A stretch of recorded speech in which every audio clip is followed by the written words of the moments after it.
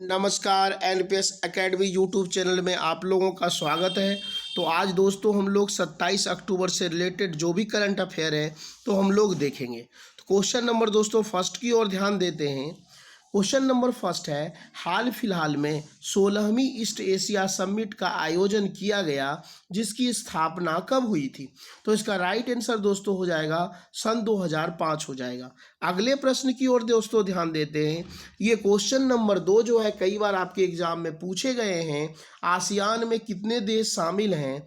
तो आसियान में दोस्तों 10 देश शामिल हैं। और यदि पूछा जाए क्या इस 10 देश में इंडिया भी है, तो इंडिया अपना भारत जो है इस 10 देशों में दोस्तों शामिल नहीं है। ठीक है, नेक्स्ट क्वेश्चन नंबर थर्ड की ओर दोस्तों बढ़ते हैं। क्वेश्चन नंबर थर्ड है, वर्तमान समय में कानून मंत्री कौन है? तो वर्तमान समय में दोस्तों कानून मंत्री जो है वह किरण रिजिजू है। अगले प्रश्न की ओर दोस्तों बढ़ते हैं। क्वेश्चन संख्या 4 बड़ा ही जबरदस्त है क्योंकि काफी चर्चा का विषय ये बना हुआ रहा दोस्तों। धारा 64A क्या है? या धारा 64 जो ए है वह किससे संबंधित है? तो मादक पदार्थ से भी दोस्तों संबंधित है, ड्रग्स माफिया से संबंधित है, शराब सेवन करने से संबंधित है। तो इसका राइट आंसर दोस्तों क्या हो जाएगा? सभी से संबंधित है। तो राइट ऑप्शन हो जाएगा डी। अगले प्रश्न की ओर दोस्तों ध्यान देते हैं। प्रश्न संख्या 5 की ओर ध्यान दे रहे हैं। हाल फिलहाल की रिपोर्ट अंडरलाइन कर लेना, ऐसे सवाल आते रहते हैं एग्जाम में।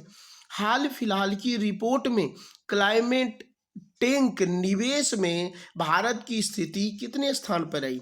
तो ग्लोबल वार्मिंग को सुधारने के लिए भारत सरकार के द्वारा दोस्तों बड़े पैमाने पे निवेश किए जा रहे हैं और भारत की स्थिति टॉप 10 में रही है और भारत का पोजीशन दोस्तों 9th नंबर पे रहा है। अगले प्रश्न की ओर दोस्तों ध्यान देते हैं।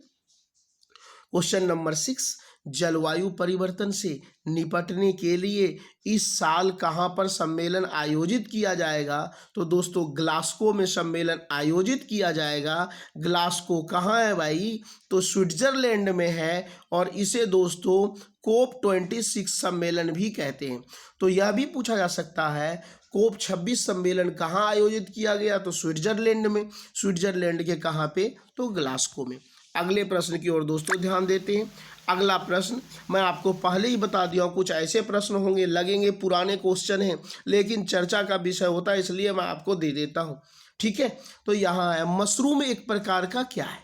तो मशरूम दोस्तों यदि बात करें एक प्रकार का फंगस है, एक प्रकार का कवक है। एक बार group D railway group D में पूछा गया था मशरूम का दोस्तों हिंदी नेम, यदि ऐसे नाम मशरूम का रियल नेम की बात करें तो मशरूम का दोस्तों रियल नेम जो होता है वह कुकुरमुत्ता होता है। तो यह भी ध्यान रखिएगा। अब मशरूम में दोस्तों बड़े पैमाने पर क्या पाए जाते हैं? तो प्रोटीन की मात्रा पाई जाती है। और एक सवाल और पूछा जाता है मशरूम से कि कौन सा ऐसा फंगस है, कवक है जिसे खाने के रूप में भी प्रयोग करते हैं? तो इसको दोस्तों खाने के रूप में भी प्रयोग करते हैं। अगले प्रश्न की ओर दोस्तों बढ़ते हैं।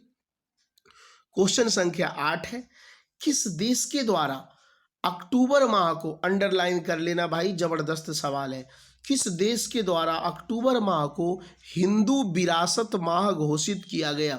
तो हिंदू विरासत माह घोषित किया गया किस देश के द्वारा भाई अक्टूबर माह को? इसका राइट आंसर दोस्तों ए हो जाएगा, अमेरिका के द्वारा। अगले प्रश्न की ओर दोस्तों बढ़ते हैं।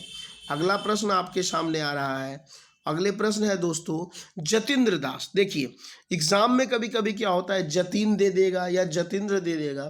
जतिंद्र दास की मृत्यु भूख हड़ताल के दौरान कितने दिनों में हो गई थी? तो दोस्तों आपको पता है ये क्रांतिकारी नेता थे। इनकी मृत्यु जो है 63 दिन में भूख हड़ताल के कारण हो गई थी और इन्हें किस केस में पकड़ा गया था? तो लाहौर षड्यंत्र केस में। तो ध्यान रखिएगा, यह भी पूछ देता है, लाहौर षड्यंत्र केस में इन्हें गिरफ्तार किया गया था। ठीक है दोस्तों, तो आज इतना ही। हम लोग नेक्स्ट वीडियो में फिर मिलते हैं। ओके दोस्तों, टेक केयर, बाय।